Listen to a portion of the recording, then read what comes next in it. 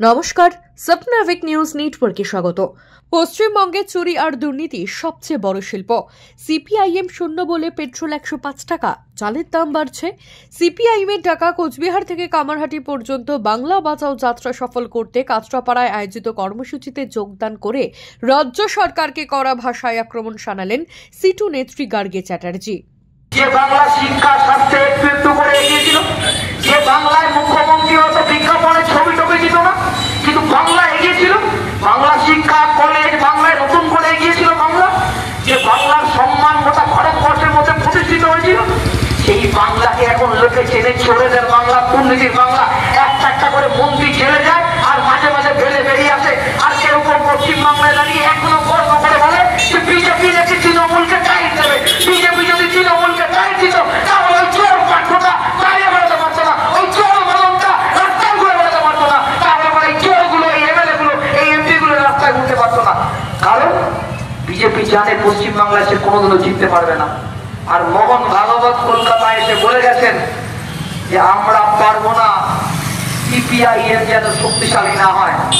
অনেকে ব্যঙ্গ করে বলেন, কাগজে লেখেন, আর খালি বলেন 000।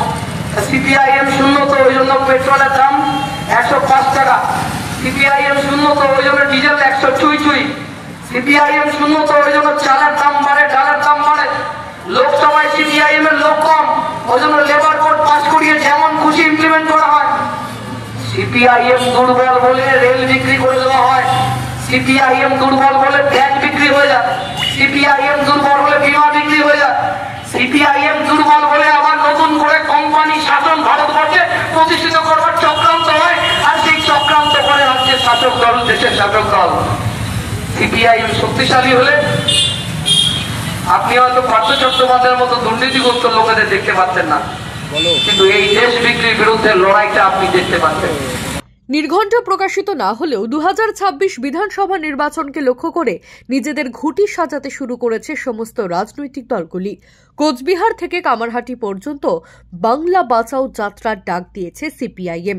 রাজ্যের বিভিন্ন সমস্যাকে সামনে রেখে আগামী 29শে নভেম্বর কোচবিহারের তুফানগঞ্জে শুরু হয়ে 17ই ডিসেম্বর কামারহাটিতে শেষ হবে এই বিরাট কর্মসূচি।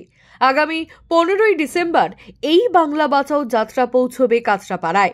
এই বিরাট কর্মসূচিকে সফল করতে কাঁচরাপাড়ায় জনসভায় উপস্থিত ছিলেন সিপিআইএম উত্তর 24 পরগনা জেলা সম্পাদক পলাশ দাস, সিটু নেত্রী গার্গে চ্যাটার্জি সহ কাঁচরাপাড়ার সকল সিপিআইএম কর্মী সমর্থকেরা। শ্যামল পাল, স্বপ্নাভিক নিউজ, কাঁচরাপাড়া। সমস্ত খবরের আপডেট পেতে লাইক করে সাবস্ক্রাইব করুন স্বপ্নাভিক নিউজ। সেই সঙ্গে বেল বাটন প্রেস করতে ভুলবেন না। আপনাদের একটা সাবস্ক্রিপশন আমাদের জন্য অত্যন্ত মূল্যবান। একই সঙ্গে ফলো করুন আমাদের হোয়াটসঅ্যাপ চ্যানেলটিও। জয় হিন্দ।